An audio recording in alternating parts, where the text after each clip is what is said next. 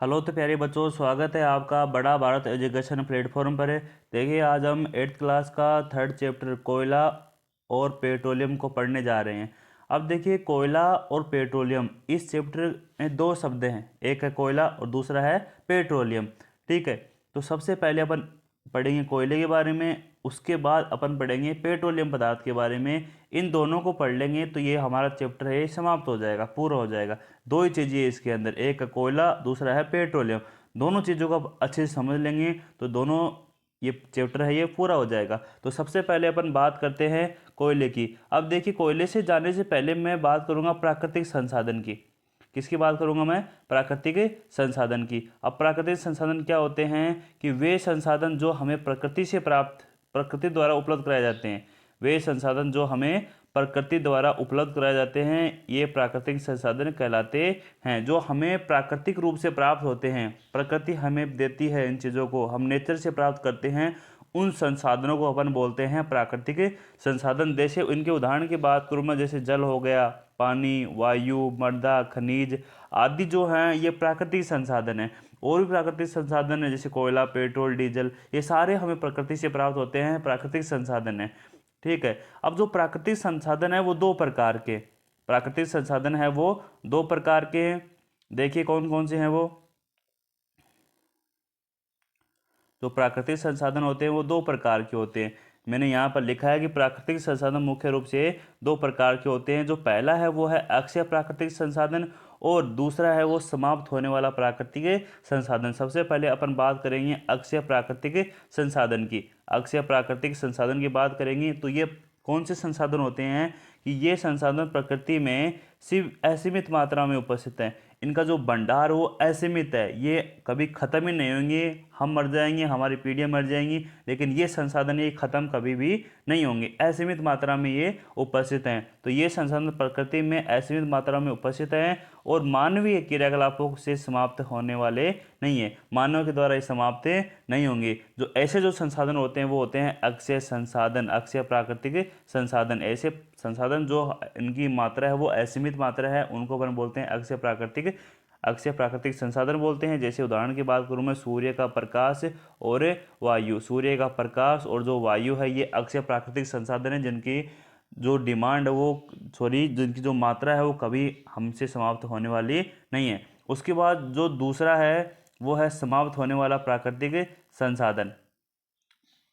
जो दूसरा जो संसाधन है वो है समाप्त होने वाला प्राकृतिक संसाधन। अब देखिए, संसाधन इनके नाम में ही है, समाप्त होने वाला प्राकृतिक संसाधन। वे संसाधन जो प्रकृति में सीमित मात्रा में उपस्थित हैं अर्थात मानवीय क्रियाकलापों के द्वारा समाप्त हो जाएंगे, तो ऐसे संसाधनों को अपन बोलते हैं समाप्त होने वाले प्राकृतिक संसाधन। मैंने इसकी परिभाषा भी लिखी है यहाँ पर। ये संसाधन प्रकृति में सीमित मात्रा में उपस्थित हैं, सीमित मात्रा में उपस्थित है। इनका जो मात्रा है वो लिमिट है, अपन कुछ सालों के लिए, 100-150 सालों के लिए अपन इनको उपयोग में ला सकते हैं। उसके बाद अपन अगर जो हमारी जो आगे पीढ़ी आएंगी, अगली पीढ़ी आएंगी, उनको प्राप्त नहीं होंगे। ठीक है, ये मानवीय क्रियाकलापों द्वारा समाप्त हो सकते हैं, मानव के द्वारा ये आराम से समाप्त हो सकते हैं। जैसे मैं बात करूँ वन्य जीव, जो जंगल में जीव रहते हैं वो, और वन, खनिज, कोयला, पेट्रोलियम, प्राकृतिक गैस, ये जो सारे मैंने यहाँ पर लिखे हैं ये समाप्त होने वाले प्राकृतिक संसाधन हैं जो मानवीय क्रियाकलापों के द्वारा समाप्त हो जाएंगे। तो इस प्रकार जो ये हमारा जो पहली स्लाइड हुई है वो है प्राकृतिक संसाधन के बारे में, कि जो संसाधन हमें प्रकृति से प्राप्त होते हैं उनको अपन बोलते हैं प्राकृतिक संसाधन। ये दो प्रकार के होते हैं, एक होता है अक्षय जिनकी मात्रा असीमित होती है, और दूसरा होता है समाप्त होने वाला प्राकृतिक संसाधन जिनकी मात्रा प्रकृति में सीमित है। जिनके उदाहरण हो गए कोयला, पेट्रोलियम, डीजल, प्राकृतिक गैस, वन और वन्य जीव। तो इस प्रकार ये हमारे वही संसाधन। उसके बाद अपन बात करते हैं अगली स्लाइड की। तो देखिए, उसके बाद जो हमारा जो अगला पॉइंट है वो है जीवाश्म ईंधन। उसके बाद जो हमारा अगला पॉइंट है वो है जीवाश्म ईंधन। अब देखिए, जीवाश्म ईंधन क्या होते हैं? जीवाश्म ईंधन, इसके नाम में दो शब्द हैं, एक है जीवाश्मी और दूसरा है ईंधन। ईंधन तो वो है जिसको अपन ऊर्जा के रूप में काम में लेते हैं, और जीवाश्मी वो होता है जिसको अपन जो जीवों से प्राप्त होते हैं, कि वे ईंधन जो हमें जीवों से प्राप्त होते हैं वो होते हैं जीवाश्मी ईंधन। अब देखिए, मैं इसको पढ़ाता हूँ कि जीवाश्म ईंधन सजीवों के मृत अवशेष से बनते हैं। जो सजीव होते हैं उनके मरने से कौन बनेंगे? जीवाश्म ईंधन, और इन्हें बनने में करोड़ों वर्ष लग जाते हैं। ऐसे नहीं कि महीने, 2 महीने, साल, 2 साल में बन जाएंगे, इनको बनने में करोड़ों साल लग जाएंगी। जीवाश्म ईंधन, जीवों से ईंधन के बनने में करोड़ों साल लग जाएगी, जीवाश्म ईंधन के बनने में करोड़ों साल लग जाती हैं। ये प्रकृति में संसाधन हैं वो सीमित मात्रा में। कौन से हैं भाई? ये सीमित मात्रा में। जो जीवों से जो संसाधन बनेंगे उनकी जो मात्रा है प्रकृति में वो सीमित है। ठीक है, क्यों है? क्योंकि इनके बनने की प्रक्रिया वो अत्यंत धीमी प्रक्रिया, स्लो स्टेप है, बहुत धीरे धीरे बनते हैं, लाखों करोड़ों साल लग जाते हैं जीवाश्म ईंधन बनने के अंदर। अब देखिए, अब इनके इतने साल इनको बनने में लगेगा तो ये समाप्त होने वाले हैं प्राकृतिक संसाधन। अतः जीवाश्म ईंधन समाप्त होने वाले प्राकृतिक संसाधन हैं। उसके बाद देखिए जीवाश्म ईंधन के उदाहरण। जैसे जीवाश्म ईंधन का उदाहरण है वो है कोयला, पेट्रोलियम, प्राकृतिक गैस। अब देखिए जो कोयला है वो एक जीवाश्म ईंधन है। क्यों है? क्योंकि जो कोयला होता है वो पेड़ पौधे, जब पेड़ पौधे जमीन के अंदर दब जाते हैं तो उन पेड़ पौधों से कोयला बनता है। पेट्रोलियम पदार्थ में वो आते हैं, कोयला, पेट्रोल, डीजल, केरोसिन, ये जो जितने भी पदार्थ होते हैं ये पेट्रोलियम के अंदर आते हैं। और तीसरा है प्राकृतिक गैस। तो ये तीनों ही हैं, ये जीवों से बनते हैं। कोयला भी जीवों से बनता है, पेट्रोलियम भी जीवों से बनता है, और प्राकृतिक गैस भी जीवों से बनती हैं। जो ये संसाधन मैंने यहाँ पर लिखे हैं तीन, ये तीनों ही जीवों से बनते हैं, इसलिए हो गए जीवाश्म ईंधन के उदाहरण। आपसे कोई पूछे कि जीवाश्म ईंधन के उदाहरण बताइए तो आप आराम से बता सकते हो कि कोयला, पेट्रोलियम, प्राकृतिक गैस, ये सभी क्या होते हैं? जीवाश्म ईंधन होते हैं। क्यों होते हैं? क्योंकि ये जीवों से प्राप्त होते हैं। बड़ी सिंपल बात है कि ये जीवों से प्राप्त होते हैं, इसलिए हो गए जीवाश्म ईंधन। अब सबसे पहले अपन बात करेंगे किसकी? कोयले की। कोल, इसे क्या बोलते हैं भाई? कोल भी बोलते हैं। अब देखिए कोयले की अपन जाने सामान्य अपन जानते हैं कोयला क्या होता है, लेकिन इसको एक बार पढ़ लेते हैं ताकि जो रिकॉल है हमारा वो तुरंत हो जाए। कोयला पत्थर जैसा कठोर काले रंग का होता है, काले रंग का होता है, और पत्थर जैसा कठोर होता है भाई। आप जानते हो कोयला काला होता है, मजबूत होता है, कठोर होता है। इसका कोयले का अपन उपयोग कहाँ कहाँ करेंगे वो देख लो। इसको ईंधन के रूप में करेंगे, जैसे ब्याह शादी होती है तो अपन रोटियां सेकने में, पूड़ी बनाने में किसका उपयोग करते हैं? ईंधन के रूप में कोयले का उपयोग करते हैं। उसी प्रकार तापीय शक्ति संयंत्रों में जहाँ पर तापीय शक्ति संयंत्र हैं, जैसे बिजली बनाने वाली जो कारखाने हैं, जो बिजली बनाने के जो उद्योग हैं, वहाँ पर भाप बनाने के लिए कोयले का उपयोग किया जाता है। क्योंकि पानी को गर्म करेंगे तभी भाप बनेगी। गर्म कैसे करेंगे? कोयले से करेंगे। तो पानी से भाप बनाने के लिए जो तापीय शक्ति संयंत्र हैं वहाँ पर भी कोयले का उपयोग किया जाता है। विभिन्न उद्योगों में इसका उपयोग होता है अलग अलग तरीके से। और भाप इंजनों को चलाने में, जो भाप से जो इंजन चलते हैं उनको चलाने में भी अपन कोयले का उपयोग करते हैं। जैसे आप पहले देखते होंगे कि जो ट्रेन के जो इंजन थे वो कोयले से चलते थे, अर्थात कोयले को गर्म करते थे, भाप के इंजन थे वो, कोयले से भाप बनती थी, उस भाप से वो इंजन चलते थे। तो भाप के इंजनों को चलाने में भी किसका उपयोग होता है भाई?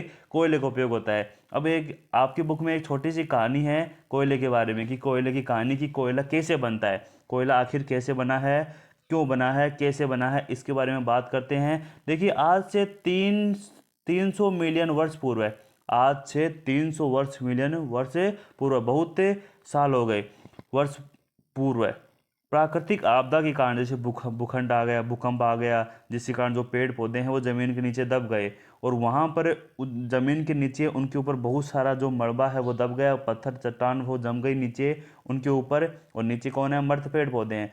तो जब वो मर्द पेड़ पौधे ज़मीन में नीचे दब जाते हैं तो उनसे कोयला बनता है। उसी कंडीशन मैंने यहाँ पर लिखी है कि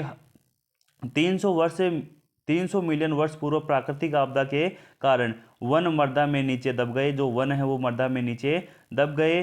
अब और इन जो वन मृदा में नीचे दब गए, इन्हीं से क्या बनता है? कोयला बनता है। मृत पेड़ पौधे उच्च ताप उच्च दाब होने के कारण धीरे धीरे कोयले में परिवर्तित हो गए। यहाँ पर मैंने दो कंडीशन लिखी है कि जो मृत पेड़ पौधे हैं उनको उच्च ताप प्राप्त होना चाहिए और उच्च दाब प्राप्त होना चाहिए, तभी वो कोयले में परिवर्तित होंगे। अगर वहाँ पर ताप नॉर्मल रहेगा तो कोयले में परिवर्तित नहीं होंगे, और दाब भी नॉर्मल रहेगा तो कोयले में परिवर्तित नहीं होंगे। नीचे बहुत ज़्यादा तापमान है, बहुत ज़्यादा क्या है? दाब है, इसलिए जो मृत पेड़ पौधे हैं वो कोयले में बदल जाते हैं। ये है कोयले की वही कहानी। उसके बाद अपन आगे बढ़ते हैं अगली स्लाइड में। तो देखिए इसमें मैंने एक छोटी सी हेडिंग डाली है जिसको अपन बोलते हैं कार्बनीकरण। जिसको क्या बोलते हैं अपन? कार्बनीकरण। अब देखिए कार्बनीकरण क्या होता है? जो मृत वनस्पति है, जो मर्त वनस्पति है, जो मर्त हुए पेड़ पौधे हैं, वो बहुत धीरे धीरे उनको कोयला बनने में लाखों करोड़ों साल लग जाती हैं। तो मर्त वनस्पति है वो धीमे प्रक्रम द्वारा कोयले में बनने की जो प्रक्रिया है उसी को अपन बोलते हैं कार्बनीकरण। पेड़ पौधे नीचे जमीन में दब गए, अब वो किस में बदल जाएंगे, कोयले में बदल जाएंगे। अब जो प्रोसेस होती है इसको अपन बोलते हैं कार्बनीकरण। क्यों बोलते हैं कार्बनीकरण? क्योंकि जो कोयला होता है उसके अंदर बहुत सारा कार्बन होता है, कोयला होता है उसके अंदर बहुत सारा कार्बन होता है। अब कार्बन बन रहा है पेड़ पौधों से, तो इसको अपन बोलते हैं कार्बनीकरण। एक रूप से अपन बोल सकते हैं कि कार्बन का एकदम प्योर रूप प्राप्त हो रहा है, अपन को शुद्ध रूप प्राप्त हो रहा है, ज़्यादा मात्रा में कार्बन प्राप्त हो रहा है पेड़ पौधों से, तो इसको अपन बोल देते हैं कार्बनीकरण। कि जो मर्द पेड़ पौधे हैं उनसे कोयले को बनने की प्रक्रिया को अपन बोलते हैं कार्बनीकरण, और ये बहुत धीमी प्रक्रिया होती है, इसी को अपन बोलते हैं कार्बनीकरण। आपको समझ में आया तो लाइक कीजिए और आगे बढ़ते रहिए। देखिए मैंने यहाँ पर इसकी परिभाषा लिखी है कि मर्त वनस्पति के धीमे प्रक्रम द्वारा, मर्त वनस्पति के धीमे प्रक्रम द्वारा कोयले में परिवर्तन को कार्बनीकरण कहते हैं। मर्त वनस्पति के धीमे प्रक्रम द्वारा कोयले में परिवर्तन को कार्बनीकरण कहते हैं। क्या आपको बात समझ में आ गई? अब देखिए जो कोयला होता है वो जमीन से निकालने के बाद इसका शुद्धिकरण होता है, उसके बाद इसको उद्योगों में वहाँ पर भेज दिया जाता है, और इस कोयले से कई चीज़ें बनाई जाती हैं, जैसे कोक हो गया, कोलतार और कोयला गैस, ये सारी कोयले से बनती हैं। कोयले को उद्योगों में विशेष प्रकार का उनका उपचार करेंगे, प्रक्रमण करेंगे उनका, और उनसे क्या बना लेंगे, कोक, कोलतार और कोयला गैस बना लेंगे। इसलिए मैंने यहाँ पर एक नोट पॉइंट डाला है कि उद्योगों में कोयले के प्रक्रमण द्वारा कुछ उपयोगी उत्पाद प्राप्त किए जाते हैं, जैसे कोक, कोलतार, कोयला गैस। अब सबसे पहले अपन बात करेंगे कोक की, कि कोक क्या होता है। कोक के बारे में अपन पढ़ेंगे, जो किससे बनता है भाई, कोयले के प्रक्रमण द्वारा ये बनता है, कोयले से बनता है। देखिए कोक क्या होता है, यह कठोर सरंध्र काला पदार्थ होता है। जब आप कोक को देखोगे इसके अंदर छिद्र से आपको दिखाई देंगे, तो समझ जाना कि ये क्या है, काला पदार्थ होगा, इसके अंदर छिद्र होंगे, तो ये क्या हो भाई, कोक है। अब देखिए यह कार्बन का शुद्धतम रूप है, वेरी इंपॉर्टेंट बात है भाई, ये बहुत इंपॉर्टेंट बात है कि कार्बन का शुद्धतम रूप कौन होता है, कोक होता है। कार्बन का जो शुद्धतम रूप कौन होता है, वो कार्बन का शुद्धतम रूप होता है, वो कोक होता है। इसका जो उपयोग होता है वो कहाँ होता है, इसका इस्पात के औद्योगिक निर्माण में जो इस्पात होता है उसके निर्माण में, और बहुत से धातुओं के निष्कर्षण में इसका उपयोग किया जाता है। जमीन के अंदर बहुत सारी धातुएं मिलती हैं, और उनको निकालने के लिए भी अपन किसका उपयोग करेंगे, कोक का उपयोग करेंगे। उसके बाद जो अगला जो कोयले से प्रक्रमण द्वारा उत्पाद बनाया गया है वो है कोलतार। यह एक अप्रिय गंध वाला काला गाढ़ा द्रव्य है, जैसे आपने सड़क में जो डामर डालते हैं लगभग वैसे होता है कोलतार,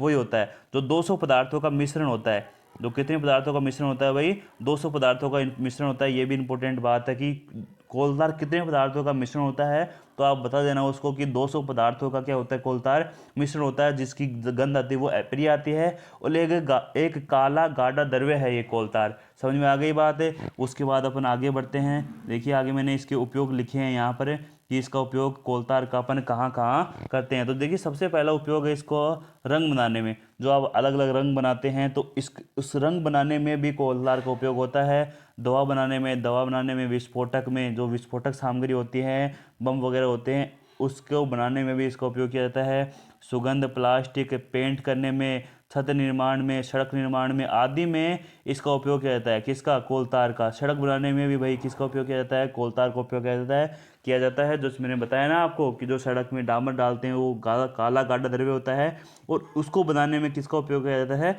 कोलतार का उपयोग किया जाता है। उसके बाद देखिए आपने नाम सुना होगा नेपथलीन की गोलियाँ। नेपथलीन की गोलियाँ आती हैं, बाजार में मिलती हैं, सफ़ेद सफ़ेद। इसको बनाने के लिए भी कोलतार का उपयोग होता है। जो गोलियां हैं ये कोलतार से बनाई जाती हैं। अब देखिए जो नेपथलीन की गोलियां होती हैं वो एक मौत जैसे कीटों को भगाने हेतु प्रयोग किया जाता है भाई। इनका एक मौत कीट होता है, वहाँ पर जहाँ पर ये कीट है वहाँ पर ये गोलियां डाल देना, ये मौत है, ये यहाँ से वहाँ से भाग जाएंगे। तो जो नेपथलीन की गोलियां हैं वो कोलतार से बनाई जाती हैं। नेपथलीन की गोलियां हैं वो कोलतार से बनाई जाती हैं, और जो नेपथलीन का जो उपयोग है वो मौत जैसे कीटों को भगाने में होता है। साथ में देखिए पहले क्या होता था कि जो सड़क बनाते थे तो वहाँ पर कोलतार का उपयोग होता था, सड़क बनाने में कोलतार का उपयोग होता था। परंतु आजकल क्या होता है, वहाँ पर बिटुमेन का उपयोग होता है। अब देखिए मैंने यहाँ पर अच्छी बात लिखी है कि सड़क निर्माण में कोलतार के स्थान पर बिटुमेन का प्रयोग किया जाता है। किसका उपयोग किया जाता है भाई? बिटुमेन का उपयोग किया जाता है सड़क बनाने में। अब किसके स्थान पर प्रयोग किया जा रहा है? कोल तार के स्थान पर बिटुमेन का उपयोग किया जा रहा है, क्योंकि बिटुमेन है तो वो काफ़ी मजबूती प्रदान करता है सड़क को। ठीक है, उसके बाद अपन बात करते हैं अगली स्लाइड की। तो देखिए, तो चौथी स्लाइड की। और जो तीसरा जो हमारा उत्पाद है वो है कोयला गैस। जो तीसरा हमारा जो उत्पाद है वो कोयला गैस। अब देखिए, अपन कोयले के प्रक्रमण द्वारा 3 उत्पाद बनाए। कोयले कोयले के प्रक्रमण द्वारा अपन उद्योगों में 3 उत्पाद बनाए।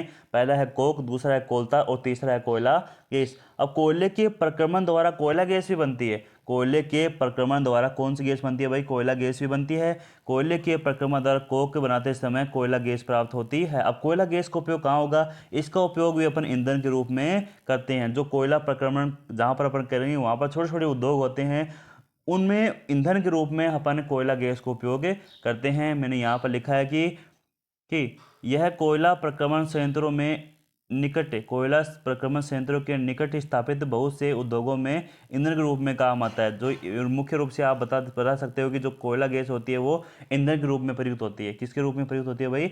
ईंधन के रूप में प्रयुक्त होती है। उसके बाद जो हमारा देखिए, जो चैप्टर का नाम है कोयला और पेट्रोलियम, 2 शब्द हैं चैप्टर के नाम में। पहला है कोयला, दूसरा है पेट्रोलियम। तो कोयला हमारा यहाँ तक समाप्त हो गया।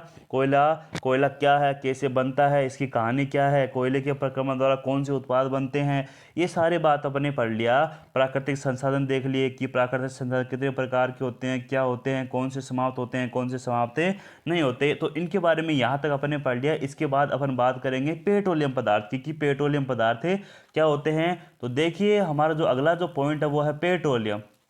अगला जो पॉइंट है वो हमारा है भाई पेट्रोलियम। अब पेट्रोलियम है, ये 2 शब्दों से मिलकर बना है। पेट्रोलियम है वो कितने शब्दों से मिलकर बना है प्यारे बच्चों?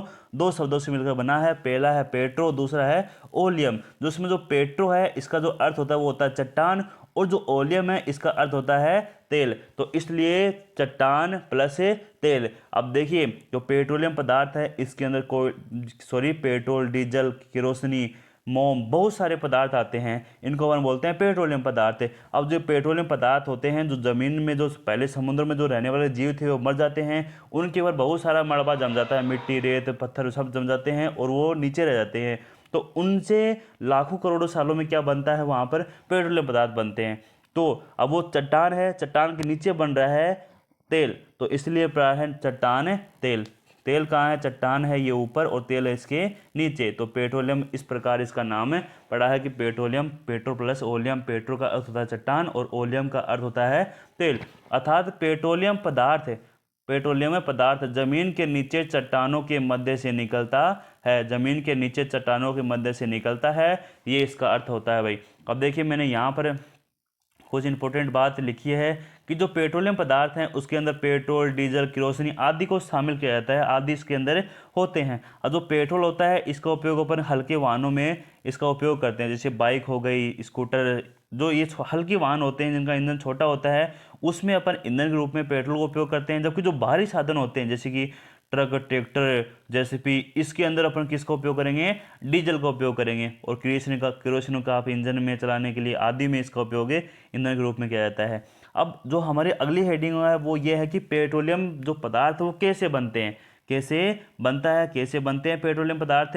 तो देखिए, पेट्रोलियम का निर्माण समुद्र में रहने वाले जीवों से हुआ है। तो पेट्रोलियम है पदार्थ हैं, उनका निर्माण जो समुद्र में जो मछली, मगरमच्छ जो जीव रह रहे हैं उनसे इनका निर्माण हुआ है। अब कैसे हुआ है वो भी आप देखिए। हम अगली स्लाइड की बात करते हैं जो हमारी 5वीं स्लाइड है। ये मैंने यहाँ पर एक सुंदर सा डायग्राम उतारा है,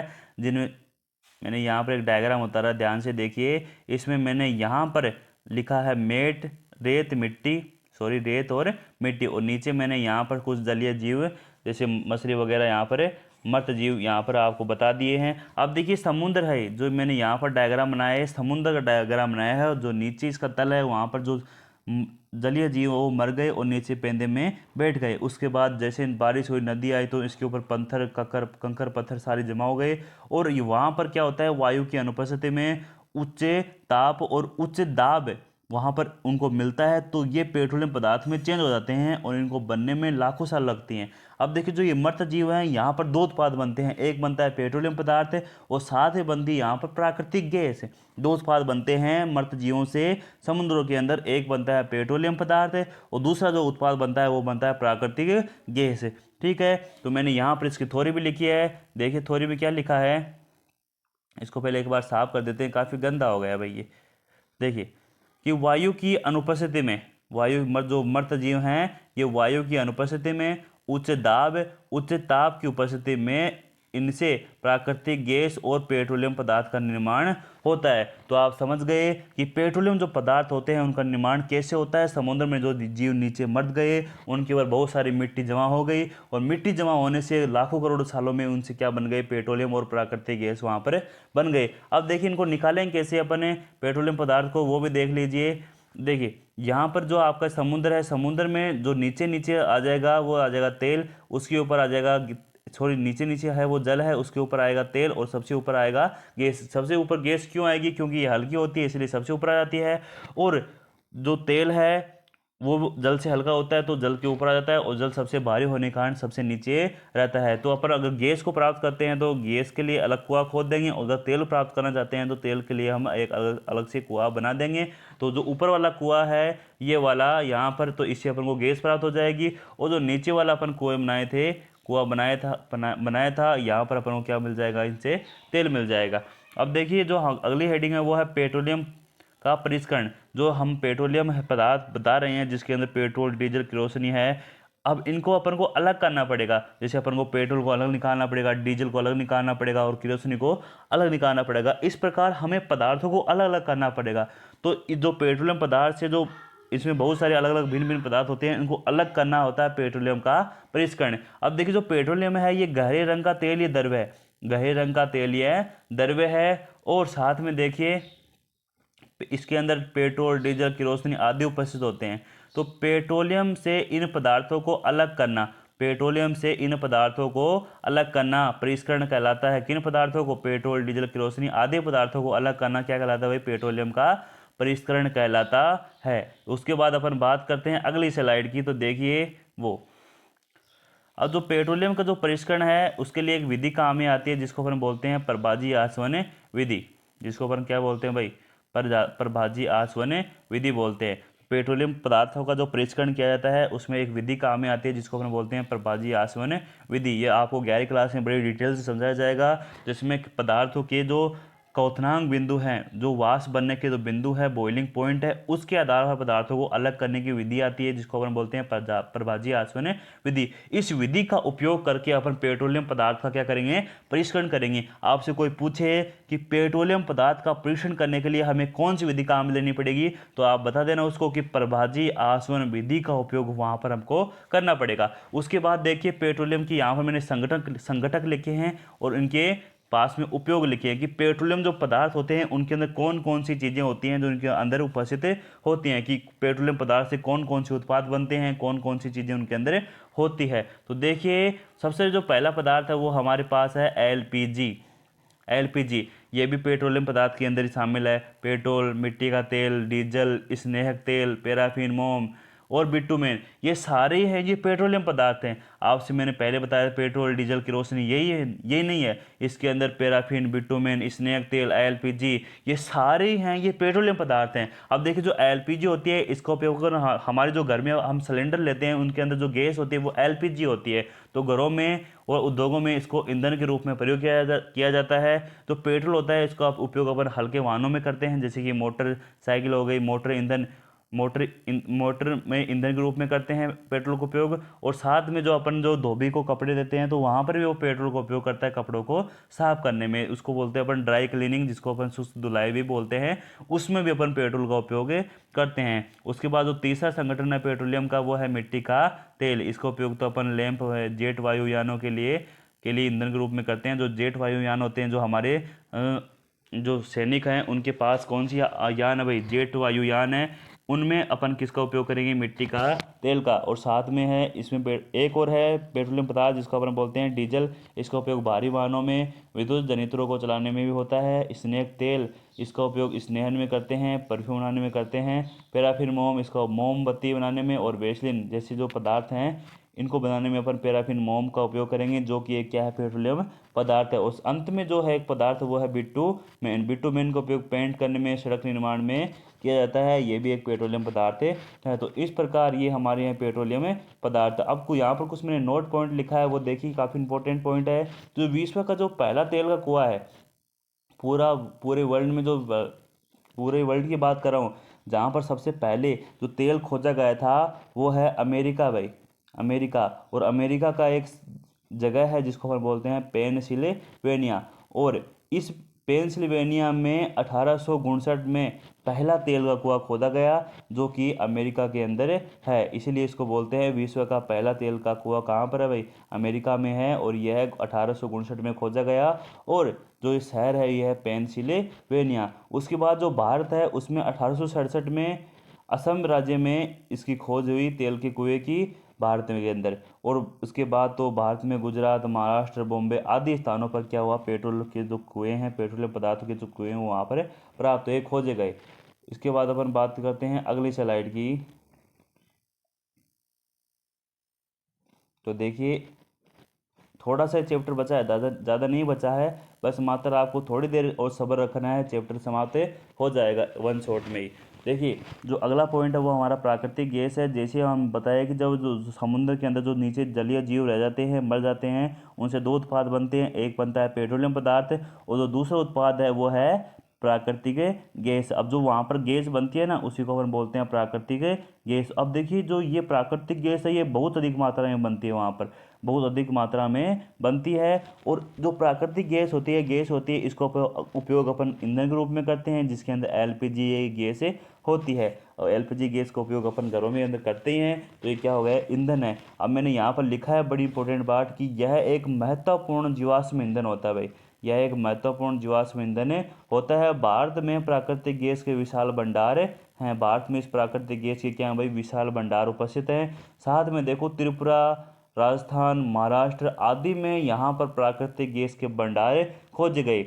उसके बाद देखिए प्राकृतिक गैस में हमें सीएनजी गैस प्राप्त होती है। जो प्राकृतिक गैस होती है हमें इससे कौन सी गैस प्राप्त होती है भाई, सीएनजी गैस प्राप्त होती है। आप देखिए आप दो गैस पढ़ते हो, एक पढ़ते हो आप एलपीजी और दूसरी पढ़ते हो आप सीएनजी। जो सीएनजी की जो फुल फॉर्म है वो है संपीड़ित प्राकृतिक गैस। सीएनजी की जो फुल फॉर्म है वो क्या है भाई, संपीड़ित प्राकृतिक गैस। और जो एलपीजी है उसकी जो फुल फॉर्म है वो है द्रवीकृत पेट्रोलियम गैस। कौन सी गैस है भाई, द्रवीकृत पेट्रोलियम गैस है। अब देखिए सीएनजी और एलपीजी के अपन लाभ की बारे में बात करते हैं कि सीएनजी और एलपीजी का लाभ क्यों है, क्या लाभ है इनका पेट्रोल डीजल से। देखिए पेट्रोल और डीजल हैं वो ज़्यादा प्रदूषण करते हैं, उनसे धुआं निकलता है, लेकिन जो सीएनजी एलपीजी होती है इनसे कोई धुआं नहीं निकलता। जैसे आप घरों में उपयोग करते होंगे एलपीजी को, तो देखो बताओ सिलेंडर में धुआं निकलता है क्या, नहीं निकलता।